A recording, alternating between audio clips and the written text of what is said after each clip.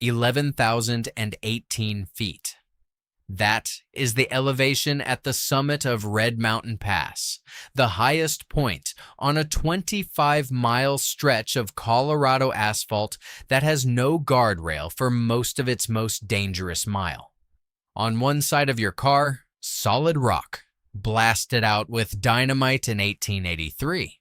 On the other side, nothing. A drop of hundreds of feet into a gorge carved by the Uncompahgre River, with a double yellow line down the middle of a lane barely wide enough for two vehicles to pass without touching mirrors. Locals have a saying about this road. They say they wouldn't drive it again for $1 million. And yet every summer, thousands of people who have never seen a mountain switchback in their lives point their rental cars south from Ouray and drive straight into it.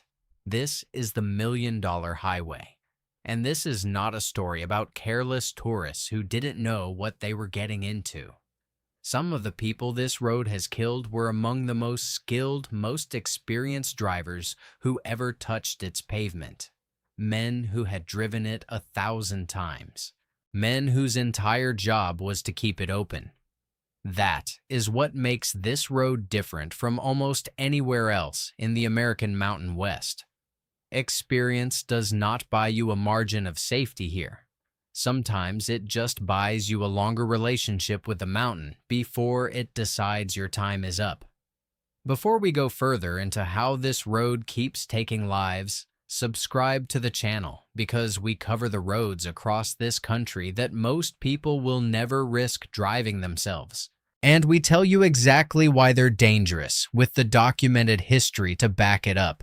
And I'm curious where you're watching this from tonight and whether you've ever put your own hands on the wheel on a road like this one. Tell me in the comments. Now, back to the mountain. To understand why this road kills, you have to understand why it exists at all. In the late 1870s, prospectors found silver and gold in the Red Mountain Mining District, a rugged, high-altitude pocket of the San Juan Mountains, sitting almost exactly between the towns of Ouray and Silverton. The ore was real. The problem was getting it out, and getting supplies in across terrain that had no roads and, for much of the year, no mercy. A company called the Ouray and San Juan Wagon Road Company started blasting a route through the cliffs above the Uncompahgre Gorge in 1880, but by 1882 they had run out of money. That is when Otto Mears stepped in. Mears was already known across southwestern Colorado as the pathfinder of the San Juans, a man who had built toll roads through terrain most engineers considered impossible. He bought a controlling interest in the failing project and put a larger, better-funded crew to work. Men were lowered on ropes over the canyon rim to place explosive charges by hand. The road was carved directly into the rock face, in places barely wide enough for a single wagon. By some accounts, the work cost Mears and his backers as much as $40,000 a mile, an almost unthinkable sum in 1883, and historians still debate whether that construction cost or the value of the gold ore mixed into the roadbed fill, or simply the fact that the views alone felt worth $1 million, is where the road actually got its name. Nobody alive today can tell you for certain. What we do know is that Mears finished the stretch from Ouray to Ironton before Thanksgiving of 1883, and by the following year his crews had linked the route all the way through to Silverton. He charged $5 a wagon and team, and $1 for a single saddle horse, at a toll gate that stood roughly where the road now begins its climb into the gorge. Mears built the first 12 miles, from Ouray to Red Mountain Pass, together with a partner named Fred Walson, and the physical evidence of that original blasting is still visible if you know where to look. Drive the gorge today, and you'll pass the crumbling remains of the Idorado mine clinging to the mountainside, the ruins of the mining town of Ironton just off the roadway, and Bear Creek Falls, where a memorial to Mears now stands at a scenic pullout above the same cliffs his crews once dangled from on ropes. None of it has been smoothed over or relocated for tourists. The road runs directly past the wreckage of the industry that built it, which is part of what makes the drive feel less like a modern highway and more like a working artifact of an earlier, more dangerous century. The road stayed a toll route until 1887, when unhappy merchants and miners forced a transfer of ownership to San Juan County in the state. For years, it remained a wagon track, until 1910, when Ouray physician L.G. Crosby drove a Model T over Red Mountain Pass on a house call, a 6-mile trip from Ouray to Ironton that made front-page news across the region as one of the most daring automobile journeys anyone had ever attempted. Automobiles kept coming after that, and the road that had been engineered for horse teams was suddenly carrying machines that moved faster, weighed more, and gave their drivers far less room for error on curves that had never been designed with a combustion engine in mind. The state didn't seriously modernize the route until a project between 1921 and 1924 rebuilt the grade and widened sections for motor traffic. It was formally dedicated on June 28, 1924. The bones of that 1920s engineering are, in large part, still what you drive on today. Here is the mechanism that makes this road dangerous, and it isn't mystery or legend, it's physics and geography working against you at the same time. Climbing south out of Ouray, elevation just under 8,000 feet, the highway gains more than 3,000 feet in roughly 12 miles to reach the 11,018-foot summit of Red Mountain Pass. On the northern approach, the grade runs close to 8%, a steep, sustained climb by any standard, laced with hairpin switchbacks that were blasted into a cliff face a century and a half ago and were never meaningfully widened. Drive it northbound, from Silverton toward Ouray, and you hug the inside of the mountain. Drive it southbound, and you are pinned against the outside edge, with the drop-off on your side of the car. There are stretches with no shoulder at all. There are stretches with no guardrail at all. And there is a solid double yellow line down almost the entire route, meaning there is officially no room ever to pass a slow-moving vehicle or correct into the oncoming lane without risking a head-on collision on a blind curve. Add traffic to that equation, and the margin shrinks further. Large recreational vehicles and trailers travel this route in both directions all summer long, drawn by the same scenery that draws everyone else. And a motorhome meeting an oncoming motorhome on a blind hairpin with no shoulder is not a rare event here. It's a Tuesday. Motorcyclists ride it specifically because the curves are demanding. Cyclists climb it on bicycles. None of these groups share the road particularly well with each other on a route that was engineered, at its core, for a horse-drawn wagon roughly a century and a half ago. It's worth being honest about where this road sits relative to the rest of Colorado's dangerous highways, because the comparison actually sharpens the picture rather than softening it. Colorado personal injury attorneys and state crash data consistently place the $1 Million Highway on the short list of the state's most hazardous roads, alongside Interstate 70 through Glenwood Canyon, Wolf Creek Pass, and the stretch of US 287 north of Fort Collins that locals have nicknamed the Highway of Death. But those other roads tend to kill through speed. Fast-moving interstate traffic, heavy freight trucks, brake failure on long descents. The $1 Million Highway kills almost the opposite way, through slow, careful driving that goes wrong by a matter of inches rather than miles per hour. Some analysts who've looked closely at the crash numbers have argued the road's fearsome reputation slightly outpaces its raw statistics compared to Colorado's highest volume killers, and that the sheer exposure of the drop-offs makes it feel more lethal than the numbers alone would suggest. That may be true in a given 5-year window, It was not true in August of 2025. Then there is the snow. Government surveys count somewhere between roughly 70 and nearly 100 named avalanche paths crossing this highway between Ouray and Silverton, depending on which record you consult, and either number should stop you in your tracks. That is not 70 avalanches that happened once, decades ago. Those are 70 to 100 distinct mapped named chutes where snow is expected to come down onto the road, in some years multiple times in a single winter. The Colorado Department of Transportation doesn't just hope the road survives avalanche season. It employs full-time avalanche forecasters based in Silverton, and it uses howitzers, fixed control gun towers, and helicopter missions to deliberately trigger slides before they can trap a vehicle. That system exists because it had to be built after people died, learning the hard way that this mountain does not wait for a convenient time to let go.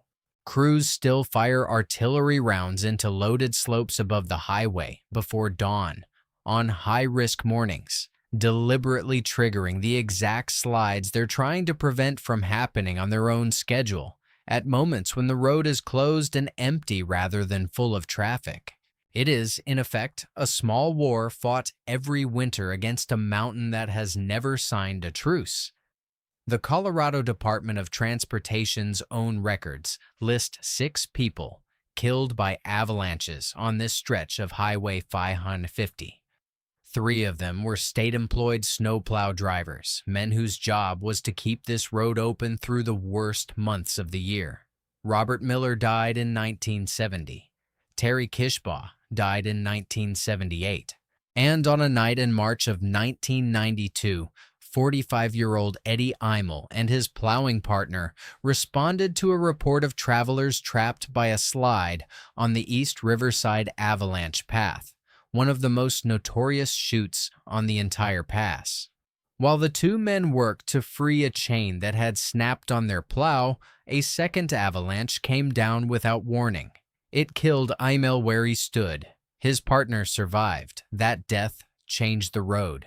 It was, by local accounts, the final straw for a maintenance department that had spent years managing avalanche danger with old instincts and limited science.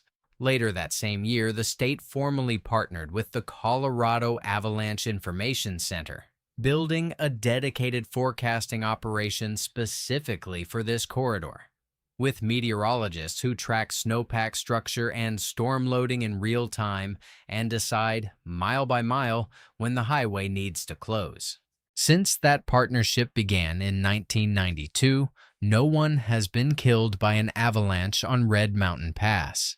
It is one of the rare places in this series where the danger didn't disappear, but the system built to fight it actually worked. That does not mean the mountain stopped trying. In 1999, a slide buried 4 people alive under 40 feet of snow near the pass, 3 highway workers and 1 stranded motorist. They survived through the night in an air pocket beneath the debris and were dug out alive the next day. A story that could very easily have ended differently by a matter of minutes or a slightly different snow density. In 1993, a pickup truck carrying the assistant basketball coach and several players from Fort Lewis College slid off the road on Red Mountain Pass and tumbled roughly 100 feet down a 45-degree slope, stopping only because it happened to catch on a snowbank partway down.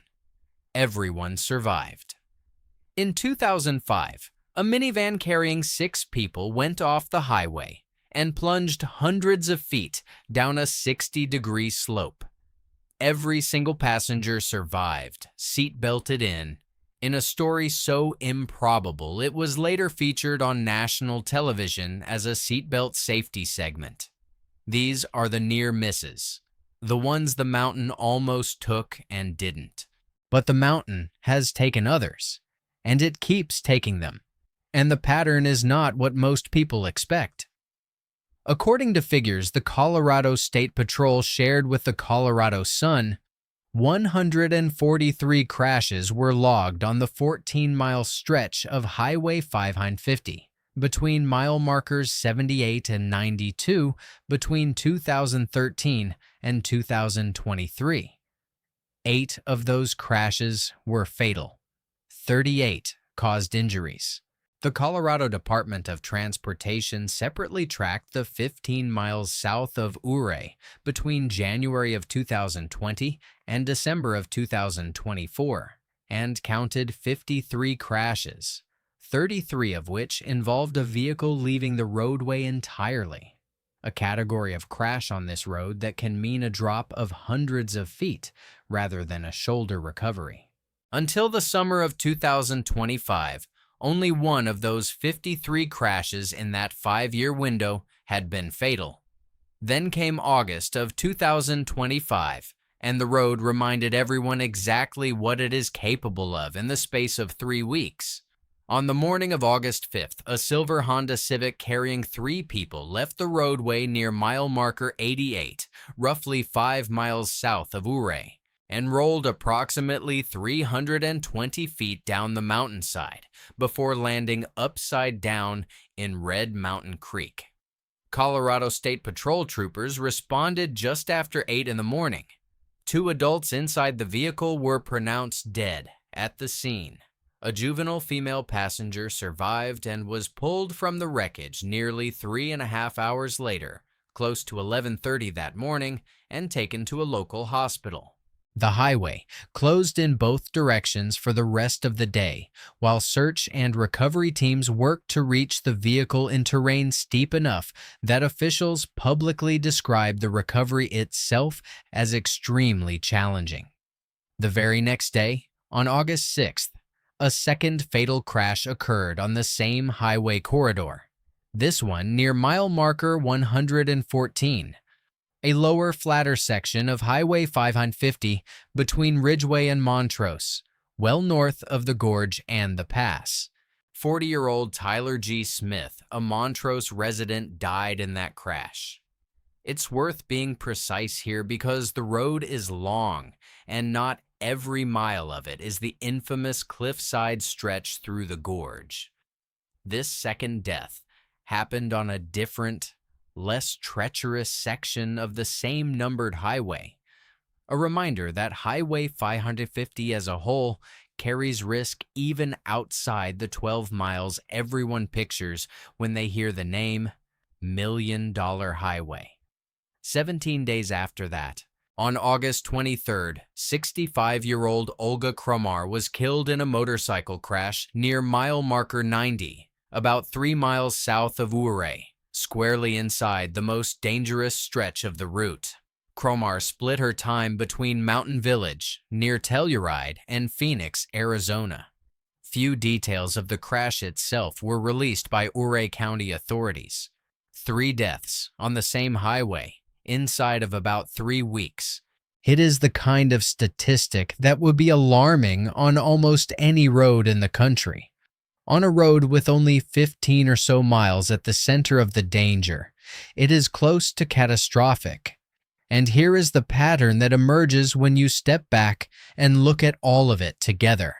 The avalanche deaths of the 1970s and 1992, the near misses of the 90s and 2000s, and the run of fatalities in the summer of 2025. This road does not discriminate by skill level the way most dangerous roads do. Reckless teenagers speeding on a straightaway kill themselves through a fairly predictable mechanism: excess velocity meeting a fixed object. That is not primarily what is happening here. Colorado State Patrol data on Red Mountain Pass crashes shows the majority occur in dry, clear conditions, not blizzards, and the majority involve a single vehicle simply leaving the roadway, not a driver losing a fight with another car. That points to something other than pure recklessness. It points to a road where a single moment of misjudged distance, a tire drifting 6 inches too close to an edge with no shoulder and no guardrail to catch the mistake, is enough to turn a routine drive into a fall of 300 feet. That is exactly why the road has killed experienced people, and not just inexperienced ones. The historical record here doesn't support a story about reckless outsiders learning a hard lesson. It supports something colder. A stretch of pavement where decades of local knowledge, professional training, and genuine skill behind the wheel have repeatedly proven insufficient against a single bad half-second on a curve with nothing underneath it. Eddie Emil wasn't a tourist who didn't understand mountain driving. He drove this exact stretch of highway for a living, in every condition Colorado's winter could produce. And the avalanche that killed him came down on a path everyone already knew was dangerous, at a moment when he was doing his job exactly right, stopped to fix broken equipment while trying to rescue someone else. Robert Miller and Terry Kishbaugh were professionals too. The road's most brutal lesson is that experience reduces your odds, it does not erase them, because the two forces that dominate this highway, gravity acting on unstable snowpack and a road surface with almost no room for error between the centerline and open air, do not care how many times you have made the drive before. If you've made it this far, you clearly appreciate roads that come with real documentation instead of internet rumors, so take a second to subscribe. And then, let's keep going, because there's still more to understand about what this road looks like today. Today, the $1 Million Highway remains open year-round, weather permitting, and it remains one of the most photographed and most driven scenic routes in the American West, part of the larger San Juan Skyway National Scenic Byway that loops through Ouray, Silverton, Durango, and Telluride. In summer, temperatures at the low ends of the route near Ouray and Silverton typically run between 70 and 90 degrees Fahrenheit, while the exposed alpine tundra at the summit of Red Mountain Pass can sit 20 or more degrees cooler, cold enough that sudden afternoon thunderstorms, hail, and even snow are realistic possibilities in the middle of July. In winter, snow can close sections of the road with little warning, and chains are frequently required even for vehicles that are otherwise permitted through. Posted speed limits along the tightest sections of the gorge drop well below the standard highway pace, and the road's own geometry does most of the enforcement. Because very few drivers feel comfortable moving quickly along a shelf of pavement with a canyon on one side and a cliff face on the other. The Colorado Department of Transportation has spent decades trying to engineer some of the risk out of this corridor. Snowsheds built over the worst avalanche paths, forecasting stations staffed year-round, guardrail added in a handful of the most exposed pull-offs, better signage, wider shoulders where the terrain allows it. Some of it has worked. The end of avalanche fatalities on the pass since 1992 is a genuine engineering and forecasting success story, one most drivers cruising through in a rental car in July will never think twice about. But you cannot engineer away a 25-mile stretch of 19th century roadbed carved into a live, moving mountain without eventually rebuilding the entire route from scratch. And there has never been political appetite or, frankly, a clear path to do that. To a national scenic byway that people specifically drive here to experience in its original hair-raising form. That tension between a road people want preserved exactly as it is and a road that keeps producing fatal crashes almost every single year is the real story of the $1 Million Highway. It isn't a road anyone tricked you into driving. Every warning sign, every lack of guardrail, every hairpin curve is sitting there in plain sight, exactly as advertised. The danger was never hidden.